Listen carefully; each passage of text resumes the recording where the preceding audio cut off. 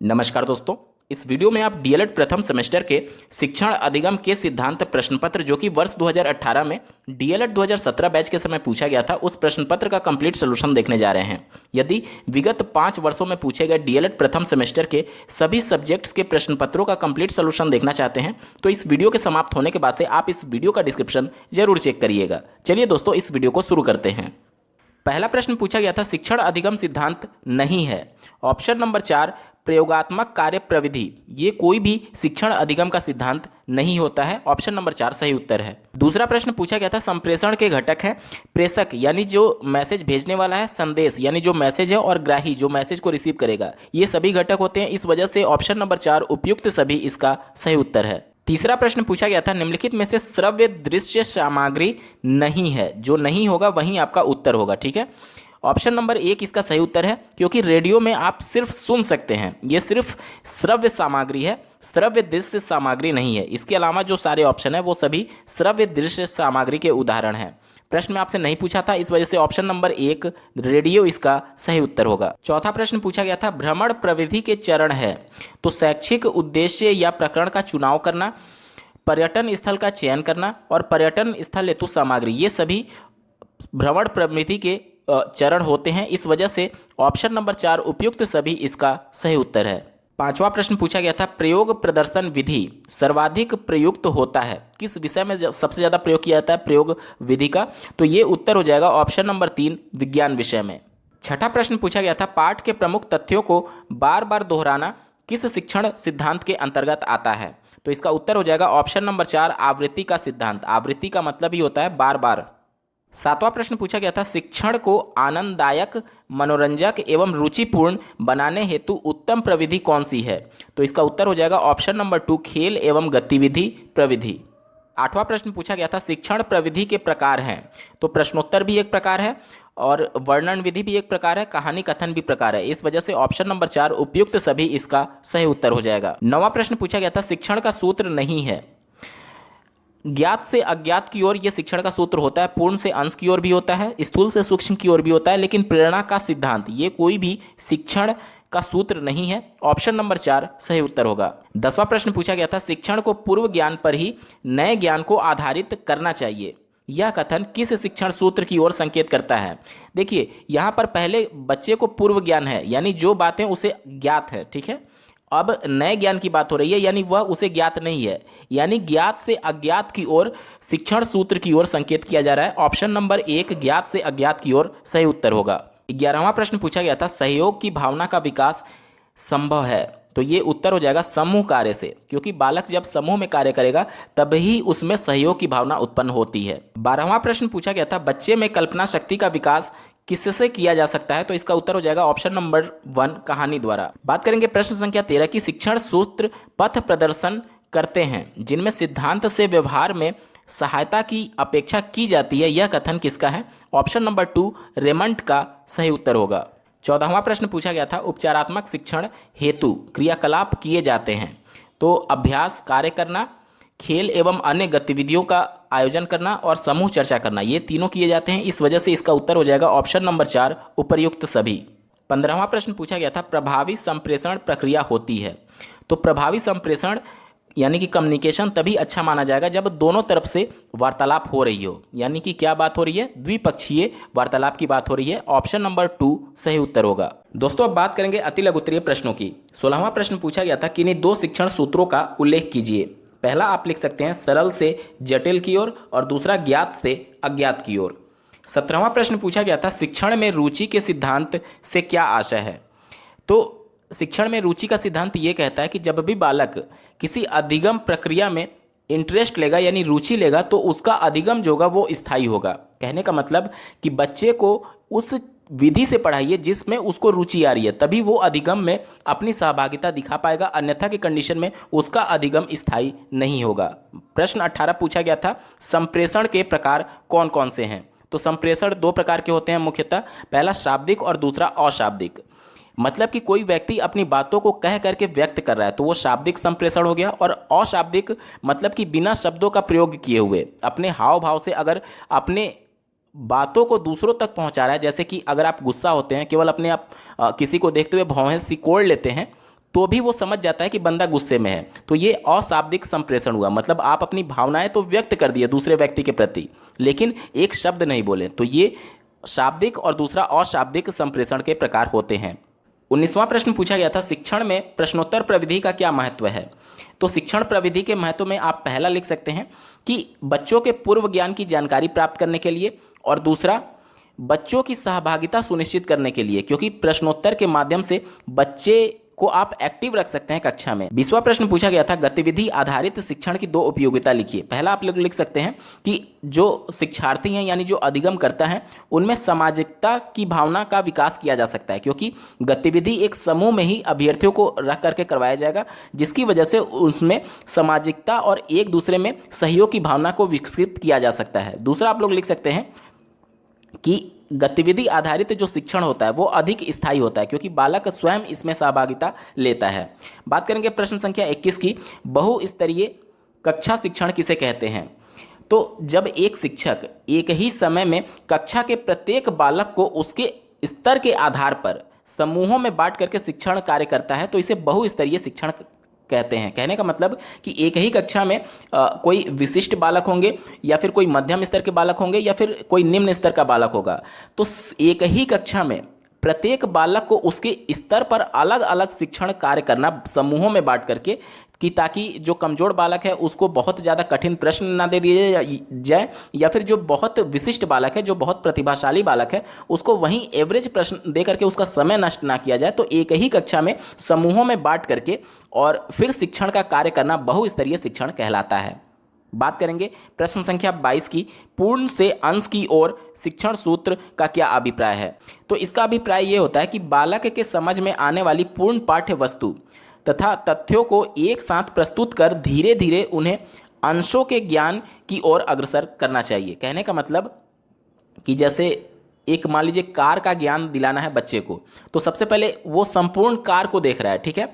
उसके बाद से आप उसके पार्ट्स में बताएंगे कि इसमें एक इंजन होता है, इसमें एक स्टीयरिंग होता है, इसमें 4 पहिए होते हैं, और इसमें बैठने के लिए सीट होती हैं। तो कहने का मतलब पहले वो कार को एक रूप में देख रहा है, उसके बाद से अंश जो उसके हैं अलग अलग छोटे छोटे भाग हैं, उस पर वो धीरे धीरे अधिगम के लिए प्रेरित हो रहा है। तो कहने का मतलब कि पूर्ण से अंश की ओर शिक्षण सूत्र का यही अभिप्राय है कि पहले वस्तु को पूर्णता के तौर पर दिखाते हैं, फिर उसके बाद से उसके अंशों यानी उसके भागों पर धीरे धीरे चर्चा करते हैं। बात करेंगे प्रश्न संख्या 23 की, प्रश्नों की 2 विशेषता लिखिए। पहला आप लोग लिख सकते हैं कि प्रश्नों की रचना बालक की व्यवहारिक भाषा के अनुसार की जानी चाहिए, और दूसरा आप लोग लिख सकते हैं कि प्रश्न की भाषा जो हो वह स्पष्ट एवं निश्चित होनी चाहिए। बात करेंगे प्रश्न संख्या 24 की, पुनर्बलन कौशल का क्या उद्देश्य है। पहला आप लिख सकते हैं कक्षा में ध्यान की निरंतरता बनाए रखने के लिए। कहने का मतलब कि अगर कक्षा में कोई बालक किसी प्रश्न का उत्तर दे रहा है तो आप उसको और ज़्यादा पुनर्बलन देंगे, यानी कि उनको और ज़्यादा प्रोत्साहित करेंगे उसमें भाग लेने के लिए, सहभागिता दिखाने के लिए। तो इस तरीके से बच्चे और ज़्यादा ध्यान आकर्षित करते हैं अधिगम प्रक्रिया में। ये पहला आप लिख सकते हैं कि कक्षा के अवधान की निरंतरता बनाए रखने के लिए, और दूसरा आप लिख सकते हैं छात्रों को और अधिक परिश्रम करने के लिए प्रोत्साहित करने हेतु, ठीक है। बात करेंगे प्रश्न संख्या 25 की, शिक्षण अधिगम सामग्री से क्या अभिप्राय है। ऐसा कोई भी सामग्री जिसका प्रयोग शिक्षक शिक्षण को प्रभावशाली बनाने के लिए करता है तथा विद्यार्थी उसे देख करके, सुन करके और प्रयोग करके सीखते हैं, शिक्षण अधिगम सामग्री कहलाता है। बात करेंगे प्रश्न संख्या 26 की, शिक्षण के किन्हीं 2 उद्देश्यों को लिखिए। पहला उद्देश्य आप लिख सकते हैं विद्यार्थियों की विषय के प्रति रुचि उत्पन्न करना, और दूसरा आप लोग लिख सकते हैं विद्यार्थियों के अर्जित ज्ञान को स्थायी बनाने के प्रयास करने के संदर्भ में। बात करेंगे प्रश्न संख्या 27 की, उपचारात्मक शिक्षण किसे कहते हैं। 2 टर्म आते हैं, पहला निदानात्मक शिक्षण और दूसरा उपचारात्मक शिक्षण। तो जब भी किसी अधिगम प्रक्रिया में अगर शिक्षार्थी कोई समस्या महसूस कर रहा है तो वो किस बात के लिए समस्या महसूस कर रहा है, इस बात का पता लगाना निदानात्मक शिक्षण कहलाता है, और उस समस्या को दूर करने के लिए प्रयास करना उपचारात्मक शिक्षण कहलाता है, ठीक है। बात करेंगे प्रश्न संख्या 28 की, कहानी कथन प्रविधि का क्या उद्देश्य है।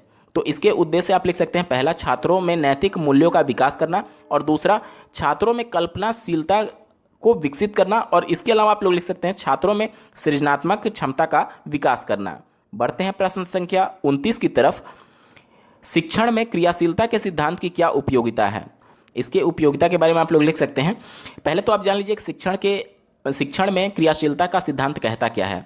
तो ये कहता है कि बालक जब स्वयं क्रियाशील होकर के किसी अधिगम प्रक्रिया में भाग लेगा तो उसका अधिगम स्थायी होता है। ठीक है, यानी कि बच्चा स्वयं क्रियाशील हो रहा है, तो इसका उपयोग पूछा गया था। तो पहला आप उपयोग लिख सकते हैं कि इससे जो अधिगमकर्ता का अधिगम है वो स्थायी होगा, और दूसरा आप लोग उपयोग लिख सकते हैं कि बच्चे का ध्यान आकर्षित किया जा सकता है, उसको क्रियाशील बना करके उसके अवधान को केंद्रित किया जा सकता है कक्षा में। ठीक है, बात करके प्रश्न संख्या 30 की, विवरण प्रविधि किसे कहते हैं? तो विवरण प्रविधि का अर्थ क्रमबद्ध और घटनाओं के वर्णन से होता है। ठीक है, विवरण प्रविधि कहानी का एक रूप है। इसका उद्देश्य बालकों के मस्तिष्क में एक मानसिक चित्र बनाना है जिससे वे विषय वस्तु को अच्छी तरीके से समझ पाएं। यानी कि किसी टॉपिक का आप एक्सप्लेन करते हैं, उसी को बोला जाता है विवरण प्रविधि।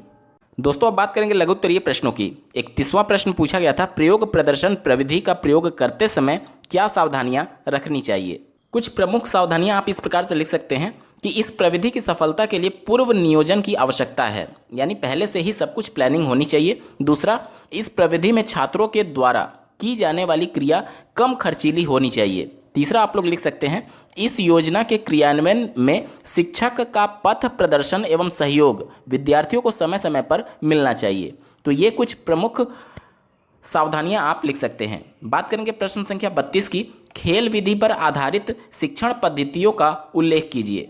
खेल विधि पर आधारित पहली शिक्षण पद्धति होती है किंडरगार्टन पद्धति। ठीक है, जिसका जो प्रतिपादन किया था फ्रोबेल ने किया था। इसके बाद से दूसरा आप लिख सकते हैं मॉन्टेसरी पद्धति। यह पद्धति मारिया मॉन्टेसरी द्वारा प्रतिपादित की गई थी। इस पद्धति में बालक विभिन्न प्रकार के उपकरणों से खेलकर अक्षरों, अंकगणित, रेखागणित आदि का ज्ञान प्राप्त करता है। तीसरा विधि आप लिख सकते हैं ह्यूरिस्टिक पद्धति।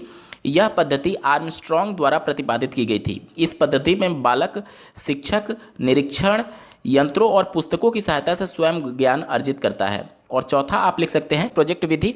यह पद्धति जॉन डीवी की विचारधारा पर आधारित है और इस पद्धति का प्रतिपादन किलपैट्रिक के द्वारा किया गया था। ठीक है, इसमें मॉडल बनाना, अभिनय करना, कहानी पढ़ना या फिर सुनाना आदि आते हैं। पांचवा आप लिख सकते हैं डॉल्टन पद्धति।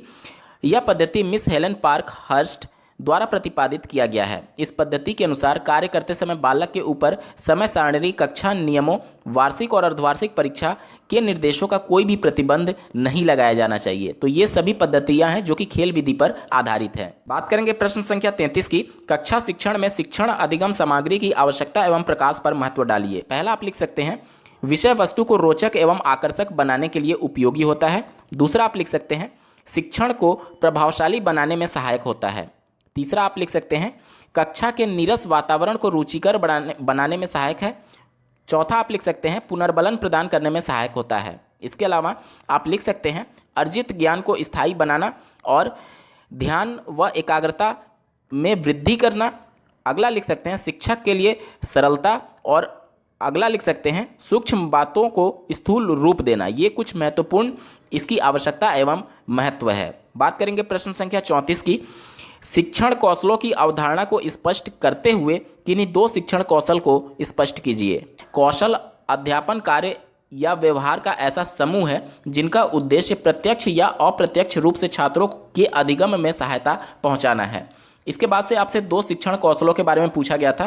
कोई भी दो शिक्षण कौशल आप लिख सकते हैं। पहला प्रश्न पूछना, ठीक है, और दूसरा आप लिख सकते हैं व्याख्यान या फिर इसी प्रकार से पुनर्बलन। ये सभी शिक्षण कौशल का वर्गीकरण है जिसमें से किसी भी दो का आप जिक्र कर सकते हैं। 35वां प्रश्न पूछा गया था बहुकक्षा शिक्षण की उपयोगिता पर प्रकाश डालिए। बहुकक्षा शिक्षण का मतलब ये होता है कि जब किसी विद्यालय में अगर शिक्षक अवेलेबल नहीं है प्रत्येक कक्षा के लिए, तो एक ही शिक्षक कुछ कक्षाओं के बच्चों को एक ही क्लास में बैठा करके उनको उनके स्तर के आधार पर शिक्षण अधिगम प्रक्रिया चलाता है। जैसे कि अगर बात करें कक्षा 6, 7 और 8 में, तो कुछ विषय के टॉपिक्स कॉमन है। जैसे कि अगर विज्ञान पढ़ाना है तो कुछ टॉपिक कॉमन है, तो एक शिक्षक इन तीनों क्लास के बच्चों को एक ही कक्षा में जब सम्मिलित करके पढ़ाता है किसी कॉमन टॉपिक को, जब शिक्षक अवेलेबल नहीं है, तो इसे बहुकक्षा शिक्षण के नाम से जानते हैं। अब इसकी उपयोगिता क्या है, तो जहां पर दूर दराज के इलाकों में जहां पर शिक्षकों की अवेलेबिलिटी नहीं है, वहां पर शिक्षण कार्य को सुचारू रूप से चलाने के लिए बहुकक्षा शिक्षण बहुत ही उपयोगी होता है। बात करेंगे प्रश्न संख्या 36 की, शिक्षण प्रविधियों कि कक्षा शिक्षण में क्या उपयोगिता है, स्पष्ट कीजिए। तो शिक्षण प्रविधियां या फिर इसे रीति के नाम से भी जाना जाता है, शिक्षण प्रक्रिया में रोचकता, प्रभावशीलता और सरलता लाने के लिए आवश्यक उपकरण हैं। कुछ शिक्षण प्रविधि जैसे कि प्रश्नोत्तर प्रविधि, विवरण प्रविधि, वर्णन प्रविधि, व्याख्यान प्रविधि, स्पष्टीकरण प्रविधि, कहानी कथन प्रविधि, ये सभी प्रविधियां होती हैं। तो इनका उपयोग ये है कि शिक्षण कार्य में जब बालक अपना ध्यान केंद्रित नहीं कर पाता है शिक्षा के प्रति, तो प्रश्नोत्तर के माध्यम से यानी उसमें इंटरेस्ट जगाया जा सकता है, या फिर कहानी शिक्षण प्रविधि के माध्यम से, कहानी कथन के माध्यम से बच्चे में उत्सुकता पैदा की जा सकती है किसी संप्रत्यय के प्रति, या फिर उसमें कल्पनाशीलता, साथ ही साथ उसमें सृजनात्मकता जैसी चीज़ों का भी विकास किया जा सकता है। तो इस वजह से शिक्षण प्रविधियों का कक्षा शिक्षण में बहुत ज़्यादा उपयोग होता है। प्रश्न संख्या 37 पूछा गया था, किन्हीं 4 शिक्षण सूत्रों का वर्णन करते हुए उनकी उपयोगिता बताइए। 4 शिक्षण सूत्र आपसे पूछा गया। पहला आप लिख सकते हैं सरल से जटिल की ओर। पहले बच्चे को सरल संप्रत्यय के बारे में बताया जाता है, उसके बाद से उसे कठिन संप्रत्यय यानी जटिलता की ओर आगे बढ़ाया जाता है। दूसरा आप लिख सकते हैं ज्ञात से अज्ञात की ओर। बच्चे का पूर्व ज्ञान क्या है, यानी उसे ज्ञात क्या है, उस पर आधारित करते हुए उसे अज्ञात वस्तुओं की जानकारी दी जाती है, यानी कि जो चीज़ें उसे पता नहीं है उसके बारे में जानकारी दी जाती है। तीसरा आप लोग लिख सकते हैं स्थूल से सूक्ष्म की ओर, यानी कि पहले संपूर्ण वस्तु को समझाया जाता है, उसके बाद से उसके पार्ट्स को यानी उसके छोटे छोटे भागों के बारे में ज्ञान अर्जित कराया जाता है। इसके बाद से आप अगला लिख सकते हैं विशिष्ट से सामान्य की ओर। जैसे न्यूटन के सर पर जब सेब गिरा था तो ये एक विशिष्ट क्रिया थी, लेकिन इसी को आधार बनाते हुए उन्होंने कई वस्तुओं को गिरा करके देखा, तब उन्होंने खोज किया कि सभी चीज़ें नीचे गिरती हैं पृथ्वी के पर, क्योंकि पृथ्वी के केंद्र में एक गुरुत्वाकर्षण बल लगता है जो कि सभी वस्तुओं को अपने केंद्र की तरफ खींचता है।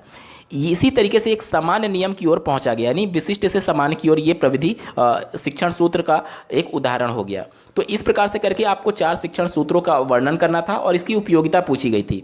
तो इसकी उपयोगिता यही है कि शिक्षण कार्य को आसान बनाने के लिए, बच्चों को जल्दी चीज़ें समझ में आए, इसके लिए इसका प्रयोग किया जाता है। इसके अलावा शिक्षण प्रक्रिया को रुचिकर बनाने के लिए भी इसका प्रयोग किया जाता है। बात करेंगे प्रश्न संख्या 38 की, शिक्षण में प्रेरणा के सिद्धांत का क्या महत्व है। शिक्षण कार्य में प्रेरणा का बहुत महत्व है, क्योंकि जब बालक खुद से इंटरनली मोटिवेटेड होगा यानी खुद से प्रेरित होगा, तभी वो अधिगम कार्य को अच्छे तरीके से कर सकता है। अन्यथा वो चीज़ों को सीख तो सकता है, लेकिन उसका जो अधिगम हुआ वो स्थायी नहीं होगा। ठीक है। बात करेंगे प्रश्न संख्या 39 की, कक्षा संप्रेषण में प्रभावशीलता किन किन तरीकों पर निर्भर करती है, यानी कि कम्युनिकेशन कब आपका इफेक्टिव होगा। तो इसके लिए कुछ पॉइंट्स होते हैं, जैसे कि पहले से इसका प्लानिंग हो, जो पढ़ाना है बच्चे को वो पहले से सुनियोजित होना चाहिए, तभी वो संप्रेषण यानी जो आप उसको अपनी भावनाओं को व्यक्त करना चाहते हैं, अपनी बातों को बताना चाहते हैं, पहले से आप प्लानिंग करेंगे तभी वो चीज़ें सही से संभव हो पाएंगी। दूसरा आप लोग लिख सकते हैं उद्देश्य पूर्णता। इसके अलावा विषय में क्रमबद्धता होनी चाहिए और पाठ की तैयारी पहले से होनी चाहिए और पूर्व ज्ञान से संबंधित उसको ज्ञान कराना चाहिए। तो ये कुछ कक्षा संप्रेषण की प्रभावशीलता के तरीके हो सकते हैं। दोस्तों, हम लोग वीडियो के बिल्कुल अंतिम पड़ाव पर आ चुके हैं। आप कमेंट करके जरूर बताइएगा आपको ये वीडियो कैसा लगा। साथ ही विगत 5 वर्षों में पूछे गए प्रथम सेमेस्टर के सभी सब्जेक्ट्स के प्रश्न पत्रों का कंप्लीट सोल्यूशन देखने के लिए आप इस वीडियो का डिस्क्रिप्शन जरूर चेक करिएगा। अंतिम प्रश्न पूछा गया था, गतिविधि आधारित शिक्षण की उपयोगिता व महत्व का उल्लेख कीजिए। पहला आप लिख सकते हैं गतिविधि के द्वारा बच्चों में अनेक दक्षताओं का विकास किया जा सकता है। दूसरा आप लोग लिख सकते हैं बच्चे विभिन्न शैक्षिक क्रियाकलापों से परिचित हो सकते हैं। तीसरा, शिक्षण रोचक एवं प्रभावपूर्ण हो जाता है। चौथा आप लिख सकते हैं खेल खेल में शिक्षण के द्वारा बालक सीख जाता है। और अंतिम आप लिख सकते हैं बच्चों में सक्रियता का विकास किया जा सकता है। तो इस प्रकार से आप पॉइंट्स में उत्तर दे सकते हैं। दोस्तों, यहाँ पर पूरा पेपर आपका सॉल्व हो चुका है। आपको ये वीडियो कैसा लगा कमेंट करके जरूर बताइएगा और ऐसे ही महत्वपूर्ण अपडेट के लिए इस चैनल को सब्सक्राइब करना ना भूलें। इस वीडियो को देखने के लिए आपका बहुत बहुत धन्यवाद। भगवान करे आपका दिन शुभ हो।